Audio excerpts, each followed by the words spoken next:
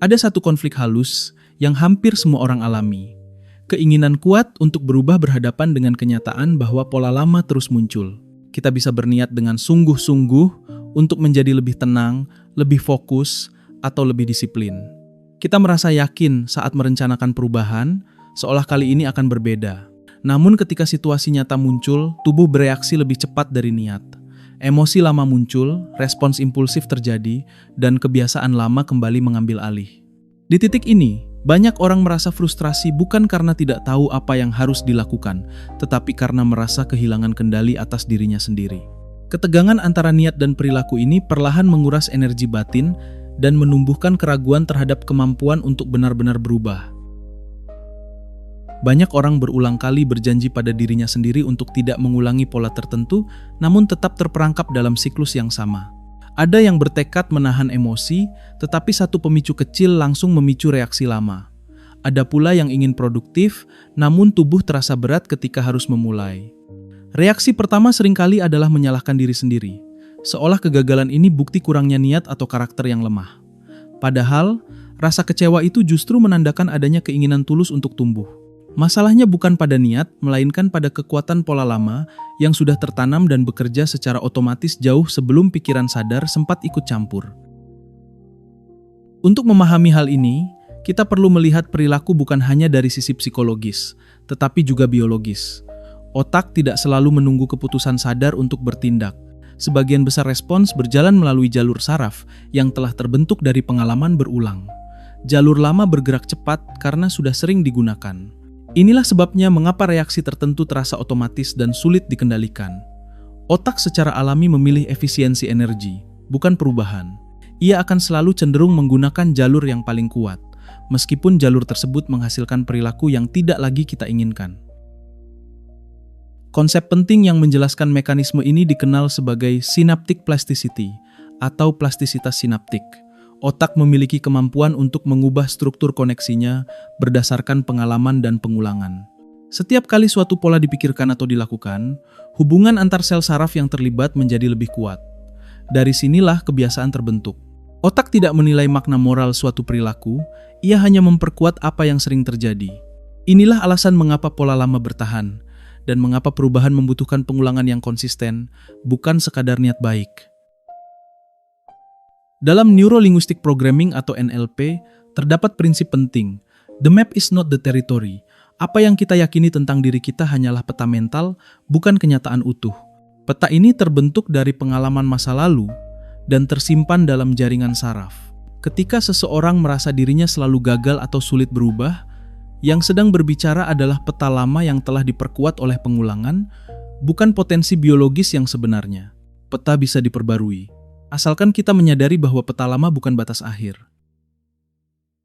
Pemahaman ini sering menghadirkan rasa lega. Banyak orang merasa bermasalah karena tidak mampu berubah dengan cepat. Padahal, pola lama bertahan bukan karena ada yang rusak, melainkan karena otak bekerja sesuai desainnya. Anda bukan kegagalan. Anda adalah sistem pembelajaran yang telah dilatih terlalu lama dengan pola tertentu.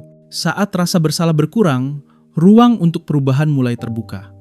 Dari empati terhadap diri sendiri inilah proses pemrograman ulang dapat dimulai dengan lebih efektif.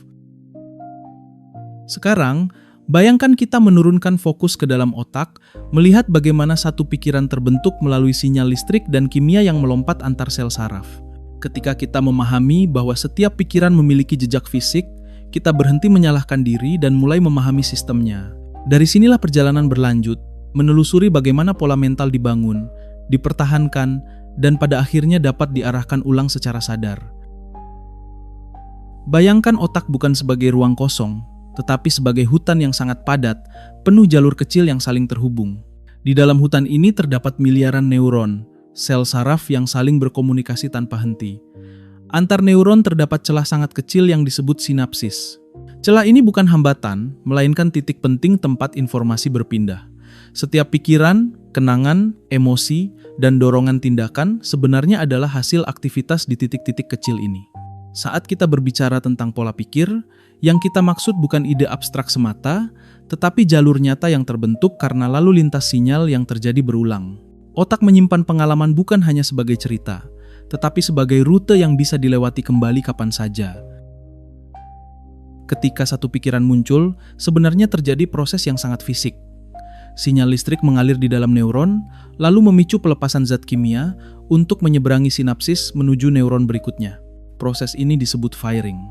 Pikiran bukan benda statis, melainkan kejadian, sebuah rangkaian sinyal yang bergerak sangat cepat. Setiap kali rangkaian ini diulang, otak mencatat jalur tersebut sebagai sesuatu yang penting. Semakin sering satu pikiran atau respons muncul, semakin lancar proses penyeberangan di sinapsis yang terlibat. Inilah alasan mengapa pikiran tertentu terasa muncul begitu saja, tanpa perlu dipanggil. Mereka bukan datang dari kekosongan, tetapi dari jalur yang sudah siap dilewati. Dalam neuroscience terdapat prinsip sederhana, namun sangat kuat yang dikenal sebagai Hebb's Law, neurons that fire together, wire together. Artinya, sel saraf yang aktif bersamaan akan memperkuat koneksi di antara mereka. Prinsip ini menjelaskan mengapa pengulangan memiliki kekuatan besar. Jika suatu pikiran selalu diikuti emosi tertentu, atau suatu situasi selalu diikuti respons tertentu, maka neuron-neuron yang terlibat akan semakin terikat. Otak belajar melalui kebersamaan aktivitas. Ia tidak membutuhkan pemaknaan sadar untuk membentuk koneksi. Cukup dengan pengulangan. Inilah fondasi biologis dari kebiasaan mental dan emosional. Untuk memahaminya lebih mudah, bayangkan Anda berjalan di sebuah hutan liar tanpa jalan. Langkah pertama terasa sulit, penuh semak, dan membutuhkan tenaga. Namun jika jalur yang sama dilewati berkali-kali, semak mulai terbuka, tanah menjadi rata, dan langkah menjadi lebih cepat. Setelah puluhan atau ratusan kali dilewati, jalur tersebut berubah menjadi jalan setapak yang jelas. Begitulah cara kerja sinapsis. Pikiran yang jarang dipakai seperti jalur baru yang sulit dilewati, sedangkan pikiran lama seperti jalan yang sudah terbentuk rapi. Otak akan selalu memilih jalan yang paling mudah, bukan yang paling benar menurut logika.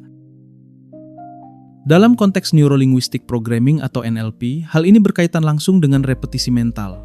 Setiap kali seseorang mengulang kenangan buruk, dialog batin negatif, atau gambaran kegagalan, ia sebenarnya sedang melintasi jalur yang sama berulang kali. Tanpa disadari, ia sedang memperkuat jalan tol negatif di dalam otaknya. Otak tidak membedakan antara pengalaman nyata dan pengalaman yang diputar ulang secara mental dengan jelas.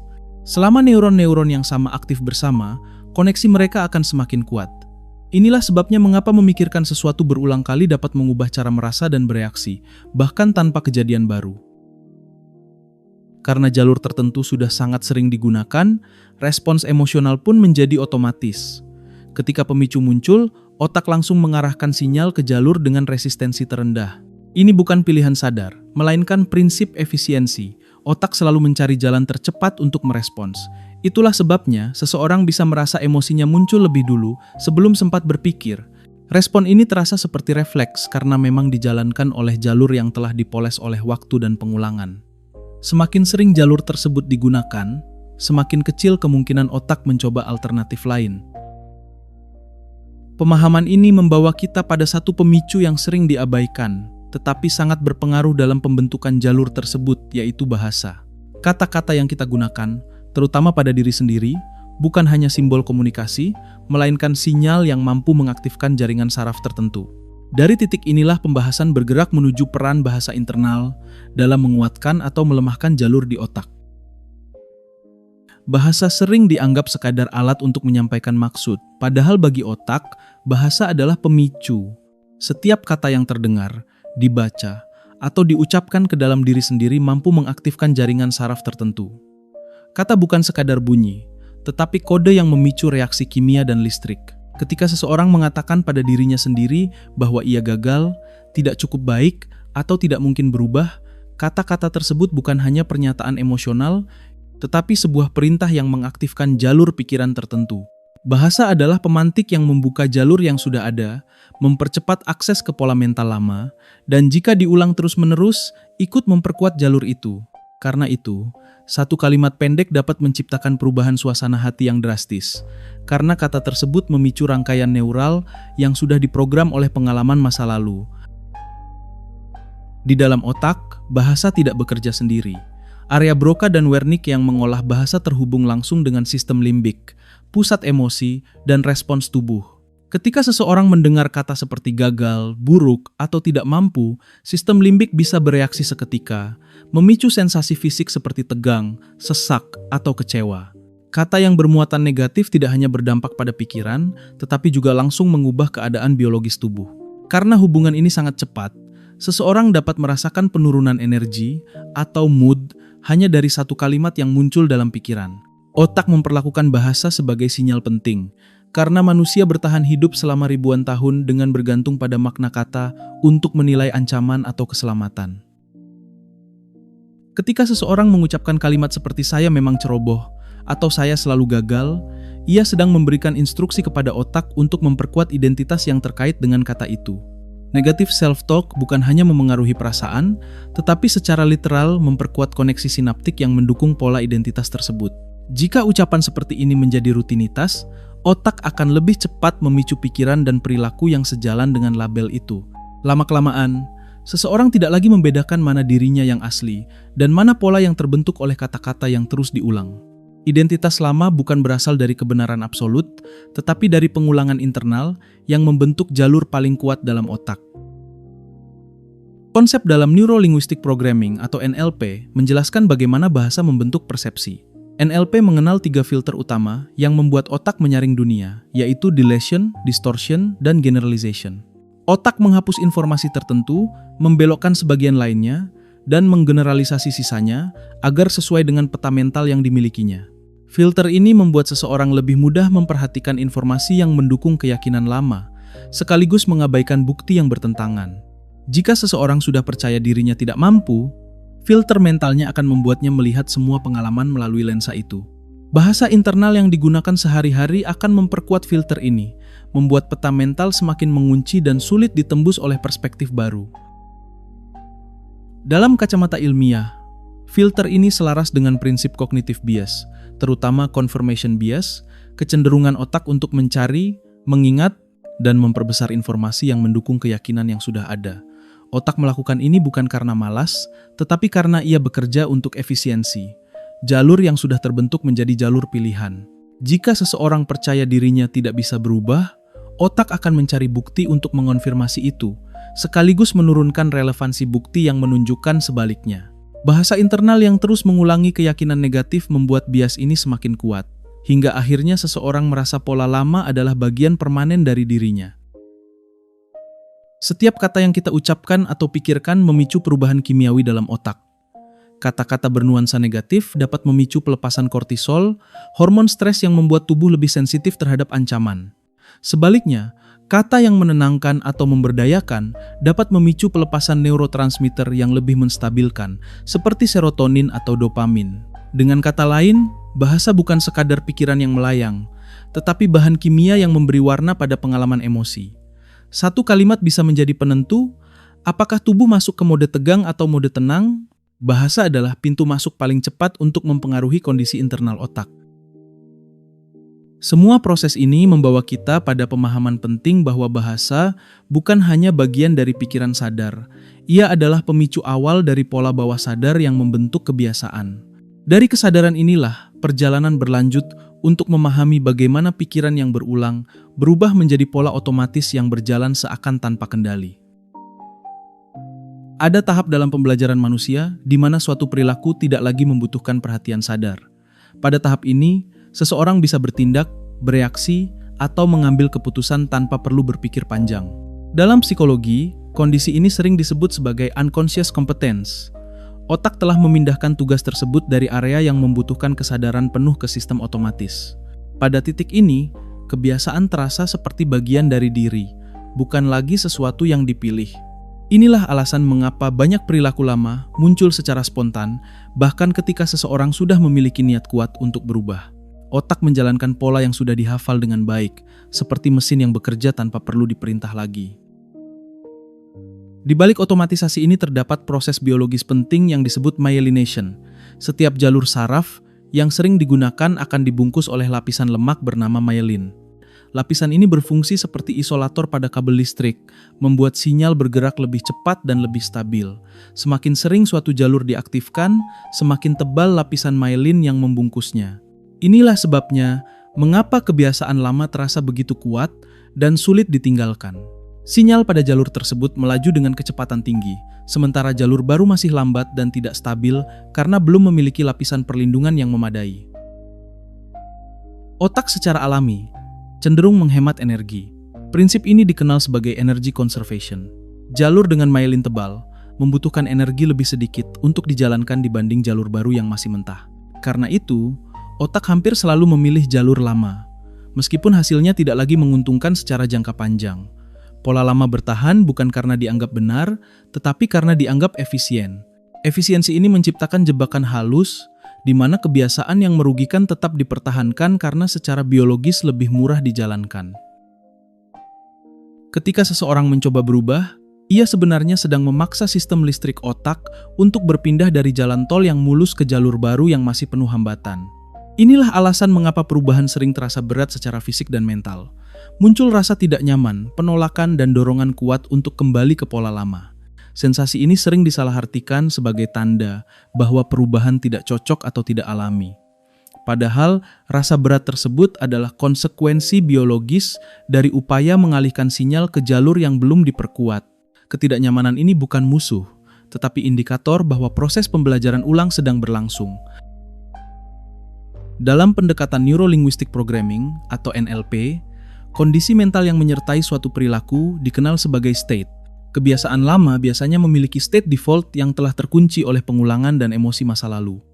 Saat pemicu muncul, state ini aktif tanpa disadari. Karena state tersebut memiliki jalur saraf yang sangat tebal myelinnya, berpindah ke state lain terasa sulit dan tidak alami. NLP melihat perubahan state sebagai kunci untuk memutus pola otomatis.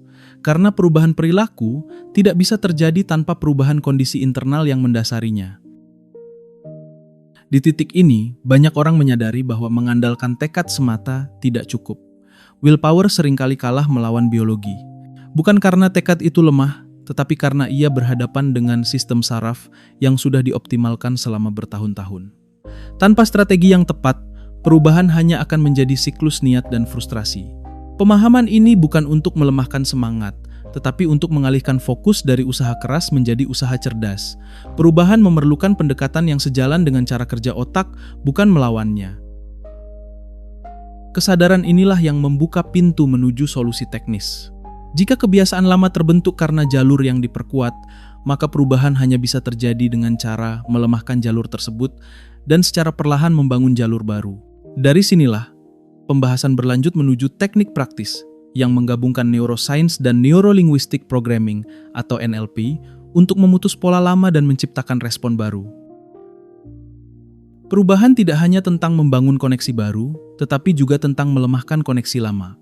Dalam neuroscience, terdapat proses yang disebut long-term depression atau LTD. Berbeda dengan penguatan koneksi melalui pengulangan, LTD terjadi ketika suatu jalur jarang atau tidak lagi digunakan. Prinsip ini sering diringkas sebagai neurons that wire apart. Ketika suatu respons lama tidak lagi diaktifkan, koneksi sinaptiknya perlahan melemah. Jalur tersebut tidak langsung hilang, tetapi aksesnya menjadi lebih lambat dan kurang dominan. Ini menunjukkan bahwa kebiasaan lama dapat dilemahkan tanpa harus dilawan secara agresif, cukup dengan menghentikan pengulangan yang tidak disadari.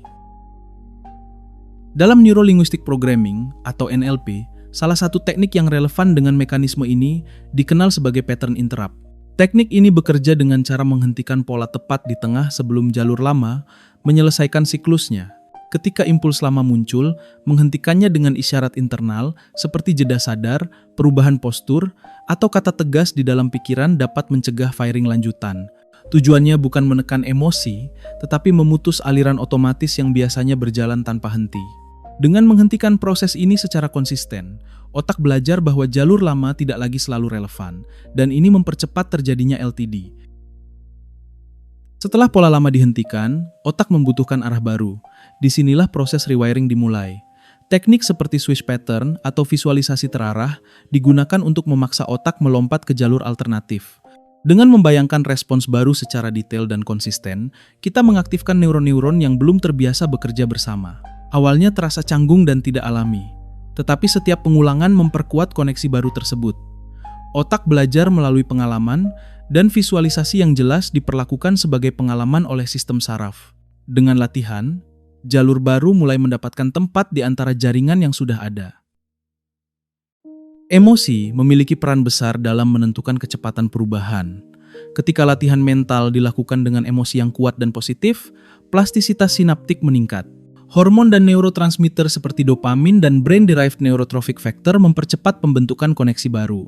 Karena itu, perubahan yang disertai rasa antusias, rasa ingin tahu, atau makna personal akan jauh lebih efektif dibanding latihan yang terasa terpaksa.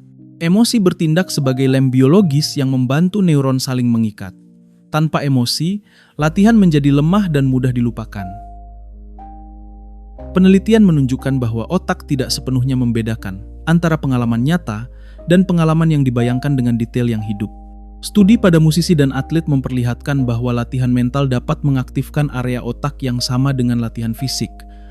Hal ini menjelaskan mengapa visualisasi bukan sekadar khayalan, tetapi alat pelatihan saraf. Selama neuron-neuron yang relevan aktif bersama, plastisitas sinaptik tetap terjadi. Otak belajar dari apa yang ia alami, baik secara fisik maupun mental. Perubahan sejati terjadi pada momen kecil ketika impuls lama muncul dan kita memilih untuk tidak menuruti jalur tersebut. Setiap penolakan sadar terhadap respons lama, meskipun terasa berat, adalah sinyal penting bagi otak. Di momen itulah jalur lama dilemahkan dan jalur baru diberi kesempatan untuk tumbuh. Kesulitan awal bukan tanda kegagalan, tetapi indikator bahwa sistem lama sedang ditantang. Konsistensi dalam momen inilah yang secara perlahan menggeser dominasi jaringan saraf lama. Dari latihan mental dan teknik ini, perubahan perlu dibawa ke kehidupan nyata. Tanpa integrasi ke rutinitas harian, jalur baru tidak akan cukup sering digunakan untuk bertahan. Karena itu, langkah berikutnya adalah memahami bagaimana prinsip-prinsip ini diterapkan secara praktis dalam keseharian, sehingga perubahan tidak berhenti sebagai konsep, tetapi menjadi kebiasaan baru yang stabil. Banyak orang percaya bahwa kebiasaan baru akan terbentuk dalam waktu singkat, sering disebut angka populer tertentu. Kenyataannya, otak tidak bekerja berdasarkan kalender, tetapi berdasarkan frekuensi dan intensitas aktivasi. Yang menentukan perubahan bukan berapa hari telah berlalu, melainkan seberapa sering jalur baru diaktifkan dan seberapa kuat keterlibatan emosi saat proses tersebut terjadi. Beberapa jalur bisa mulai terbentuk dalam waktu relatif cepat, sementara jalur lain membutuhkan pengulangan lebih panjang, tergantung pada seberapa tebal pola lama yang hendak dilemahkan. Dengan memahami ini, ekspektasi menjadi lebih realistis dan proses perubahan terasa lebih tenang. Salah satu strategi paling efektif untuk membangun jalur baru adalah melalui micro-habits. Perubahan kecil menurunkan resistensi sistem saraf dan tidak memicu alarm ancaman. Ketika target terlalu besar, amigdala cenderung mengaktifkan respons protektif dan mendorong otak kembali ke pola lama. Perilaku kecil yang mudah dilakukan memberi kesempatan jalur baru untuk aktif tanpa perlawanan berlebihan. Dari pengulangan kecil inilah koneksi baru mulai tumbuh secara stabil karena otak merasa perubahan tersebut aman dan tidak mengancam keseimbangan internalnya. Kunci penting lainnya adalah metacognition, kemampuan untuk mengamati pikiran dan respons diri sendiri. Saat seseorang menyadari bahwa sebuah impuls muncul, tanpa langsung mengikutinya, ia menciptakan jarak antara stimulus dan respons. Jarak inilah ruang perubahan. Dengan menjadi pengamat bagi aktivitas mentalnya sendiri, seseorang memberi kesempatan bagi jalur baru untuk ikut berpartisipasi. Kesadaran ini tidak menghapus impuls lama, tetapi mencegahnya menjadi tindakan otomatis. Latihan kesadaran semacam ini adalah cara efektif untuk melemahkan kebiasaan tanpa melawan diri sendiri. Dalam Neuro-Linguistic Programming atau NLP, kegagalan tidak dilihat sebagai kesalahan identitas, tetapi sebagai feedback atau umpan balik. Ketika kebiasaan lama muncul kembali, respons yang diambil terhadap kejadian tersebut sangat menentukan arah pembelajaran. Jika kejadian itu dilabeli sebagai kegagalan emosional, jalur lama justru diperkuat oleh muatan emosi negatif. Sebaliknya, ketika diperlakukan sebagai informasi netral, otak tidak mendapatkan bahan bakar emosional untuk menguatkan pola tersebut. Reframing semacam ini menjaga jalur lama tetap netral dan memberi ruang bagi jalur baru untuk terus dilatih. Lingkungan memiliki pengaruh besar terhadap aktivasi jalur saraf. Pemicu eksternal seperti tempat, orang, atau rutinitas tertentu dapat langsung mengaktifkan pola lama tanpa perlu proses berpikir. Dengan mengubah atau mengatur lingkungan, seseorang dapat menurunkan frekuensi pemicu dan mempermudah munculnya perilaku baru. Lingkungan yang dirancang dengan sadar membantu otak mengasosiasikan konteks tertentu dengan respon baru. Perubahan tidak hanya terjadi di dalam kepala, tetapi juga dalam interaksi sehari-hari dengan dunia sekitar. Konsistensi bukan berarti sempurna, tetapi berarti terus kembali melatih jalur baru, meskipun sesekali tergelincir. Setiap pengulangan mempertebal mielin pada jalur baru, membuat sinyal semakin lancar. Lambat laun, perilaku baru terasa lebih alami, dan membutuhkan energi lebih sedikit. Pada tahap ini, perubahan mulai beralih dari usaha sadar menjadi kecenderungan otomatis. Identitas baru tidak dibentuk oleh satu keputusan besar, tetapi oleh serangkaian pilihan kecil yang dilakukan berulang dalam jangka waktu yang cukup. Dari sini, perubahan tidak lagi terasa seperti perjuangan terus-menerus, tetapi sebagai proses pertumbuhan yang dapat dikelola. Dengan pemahaman dan pendekatan yang tepat, seseorang dapat mulai melihat dirinya bukan sekadar sebagai pelaku kebiasaan, tetapi sebagai pengelola sistem pikirannya sendiri. Kesadaran ini mengantarkan kita menuju kesimpulan yang lebih memberdayakan tentang peran aktif manusia dalam membentuk arah pikirannya. Perjalanan yang telah kita lalui membawa satu benang merah yang jelas, dari rasa frustrasi karena sulit berubah, menuju pemahaman bahwa pikiran dan kebiasaan terbentuk melalui koneksi nyata di dalam otak. Kita melihat bagaimana sinapsis diperkuat oleh pengulangan, bagaimana bahasa mengaktifkan jaringan emosi, dan bagaimana kebiasaan lama bertahan karena efisiensi biologis. Semua ini bukan sekadar teori, tetapi penjelasan tentang mengapa pengalaman manusia terasa begitu konsisten dari waktu ke waktu. Ketika kita memahami proses ini, kebingungan mulai digantikan oleh kejelasan, dan perubahan tidak lagi tampak sebagai misteri, melainkan sebagai proses yang memiliki pola. Pemahaman ini juga mengubah posisi Anda dalam cerita perubahan. Anda bukan mesin yang rusak, dan Anda bukan korban dari kebiasaan lama. Anda adalah operator dari sistem yang sangat adaptif. Otak manusia dirancang dengan kemampuan untuk berubah sepanjang hidupnya. Neuroplasticity bukan konsep tambahan, tetapi fitur inti dari desain biologis manusia. Setiap kali Anda menyadari sebuah pola, menahan impuls lama, atau melatih respon baru, Anda sedang menggunakan kemampuan alami otak untuk beradaptasi. Dari sudut pandang ini, perubahan bukan sesuatu yang bertentangan dengan diri Anda, tetapi sesuatu yang sejalan dengan cara kerja otak.